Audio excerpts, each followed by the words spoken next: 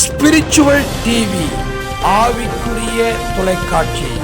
தேசியமும் தெய்வீகமும் எனது இரு கண்கள் என்று சொல்லுகிற தலைவர்கள் மத்தியிலே சுவிசேஷமும் சத்தியமும் என்னுடைய இரு கண்களும் என் இருதயமும் என்று சொல்லப்படுகிற ஆவிக்குரிய தொலைக்காட்சி.